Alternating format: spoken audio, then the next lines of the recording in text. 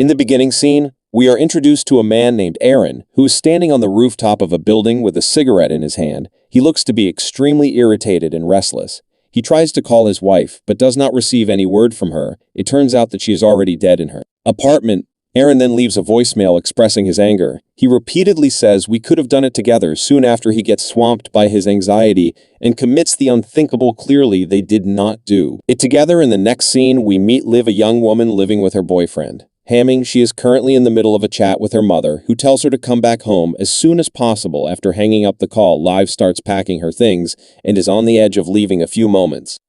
Later, Hamming wakes up and inquires about the subject. Liv says that she's fed up with him, as he is always busy with work. Hamming tries to comfort her, but their talk takes a dark turn when he reveals that one of his clients committed the unthinkable just because he took a work break in order to spend time with her. It turns out that he's talking about Aaron feeling that Hamming values work over their relationship.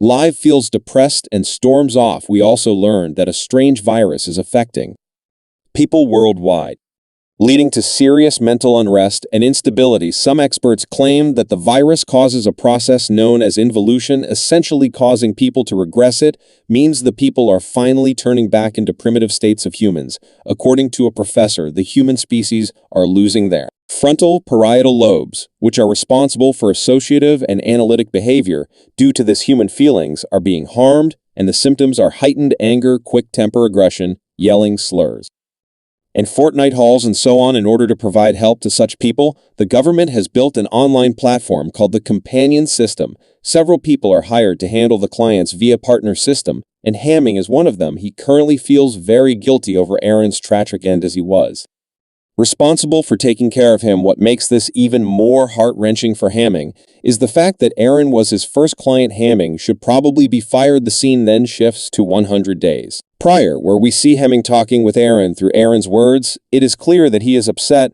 but Hamming somehow manages to persuade him to take his medication punctual and calm down. Shortly after the session, Hamming is scheduled to perform another one with a client named Kane Sardo.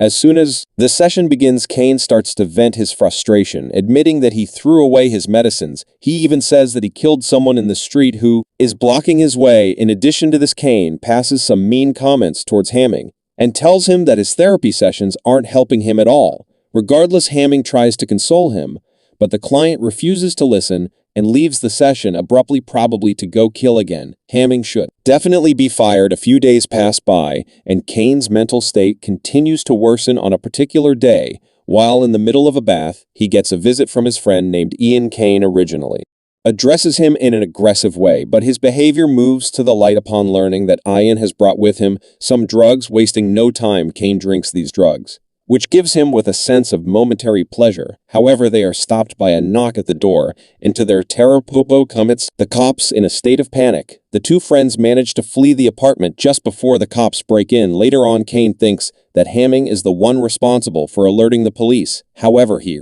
knows nothing about Hamming, due to which he is unable to find him. 80 days ago, from the present day, Liv became one of Hamming's clients via the buddy system. Over time, their therapeutic sessions eventually turned into a close bond of friendship. One day, the two decide to meet in person, which was against the rules of the partner system. In this way, their link blossomed into a room friendship. However, their love has now started to suffer, marked by constant arguments that hurt each other's feelings. Back in the present, Liv reaches her home, but she is unable to open the door with her fingerprint. After several failed attempts, she returns to her signature and eventually gets access upon entering. She is met by her mother and her new boyfriend. Later, while eating some food, Liv's mother shares her plan to sell the house. She now wants to move to a better place with her partner. Liv strongly opposes this choice, as the house holds the memories of her late real father.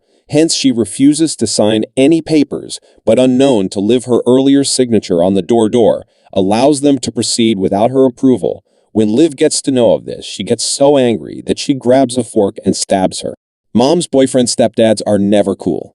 She's just getting a head start. On the other hand, Hamming continues his try to call Lift, but he is unable to reach her. Concerned, he contacts the police too. Reporters missing, only to learn that they can start the investigation only after 5 days from the moment the person went lost. Left with no other choice, Hamming takes things into his own hands. He uses her companion system identification number to trace her position and ventures towards the same Sadly, his long absence from using cab services has led to his membership accounts, and God, this view of the future is scaring me out. As a result of this, Hamming has no other choice but to walk on his way. He approaches a random guy and asks for a ride to the subway station, hoping that he is some kind of thug. The guy pulls his gun on Hamming, causing him to flee in haste. After several hours of walking, Hamming arrives at the subway stop where he stumbles upon an hurt man lying on the ground. Concerned, he approaches the guy and moves to call 911 for medical support. However, Hamming is suddenly attacked by an unknown attacker from behind, knocking him out. A short while later, he regains his consciousness, only to discover that the injured man has grabbed all of his things, including his backpack, identification cards, and even his shoes. Despite this setback, Hamming gets to get back on his feet and boards a train to continue his trip. In the next scene, we see Kane venting his anger by beating up a person. Coincidentally, the person happens to be the same guy who robbed Hamming. Kane and Ian check Hamming's backpack and come across his identification card. Kane immediately knows him and becomes overjoyed at having found his target. They also access Hamming's gadget and determine where he is going to. Without any delay, the duo rushes to the train station, but they barely miss the leaving train by a few seconds. This infuriates Kane, so he berates Ian, blaming him for being too slow. Upon knowing that the next train won't arrive for another 25 minutes, they create an alternative plan. They steal a car from a woman and speed away. On their way, Ian asks whether he is sure that Hamming was the one who informed the police response. Kane argues that it must be either Hamming or Ian himself. Meanwhile, Hamming falls asleep on the train and dreams of himself being stranded in a desolate scene. As he approaches a strange entity in the middle of the land, he suddenly snaps out from the dream. After getting off the train, Hamming restarts the rest of his journey on foot. He makes several tries to hitchhike, but to no avail. While walking along the highway, he comes across a group of local gangsters robbing an innocent woman. However, this time Hamming chooses not to get involved in it, so he quickly moves away from the scene. On the other hand, Kane and Ian find a young girl sitting in the back seat of the car. She happens to be the daughter of the same woman whose car they've stolen. This freaks Kane out, but Ian manages to keep his composure and begins talking to the child. They introduce themselves, though Kane insists that Ian should not reveal their true identities. When the latter disagrees, they get into a heated fight and end up crashing the car. "Are you joking me? Lucky all of them survive with my small injuries." Kane drags himself out of the crash car, but it takes a moment to choke the girl to death, making it appear as an accidental death. Following this frightening act, the two of them continue their journey on foot. Elsewhere, Hamming finally gets his destination and knocks on one of the house doors within the neighborhood. An old lady answers the door, and Hamming inquires about Liv's home. In response, that old lady tells him towards the house near the woods. Later on, this elderly woman gets some food from the kitchen and enters a room where she has tied up a young girl in chains. She throws the food to the kidnapped girl, Gretel, who devours it. The young girl behaves unusually, presumably because she is also touched by the mystery virus. A short time later, Hamming arrives at Liv's home and finds the door open. He walks into the house only to watch the lifeless body of Liv's mother and her boyfriend talking on the floor. Scared, he feels uneasy and falls on the ground. In this subconscious state, he experiences a nightmare vision where Liv is cruelly feeding upon his flesh. The following morning, Hamming wakes up overcome by shivers. He tries to get some food from the kitchen and digs into it, looking as if he has been hungry for days. His behavior shows that the virus is slowly overcoming him as well. Amidst this, he hears someone entering the house, and as a result, he quickly hides himself behind a couch. The intruders turn out to be none other than Kane and Ian, who were there in search of Hamming. Kane begins to search the entire house, while Ian begins to play with a rope in the diving pool. After a while, Kane gradually approaches the couch, but Hamming somehow gets to crawl away and hide beneath the kitchen sink. Shortly after, Kane walks into the kitchen, but he is unable to stand the rotten smell from the dead bodies, causing him to leave. In the next scene, Hamming walks out and ventures towards the woods in search of Liv. After a while, he finally locates her, but she's already affected by the virus. Liv is acting in a primal manner and feeding on raw flesh. Hamming slowly approaches her and manages to soothe her stressed state.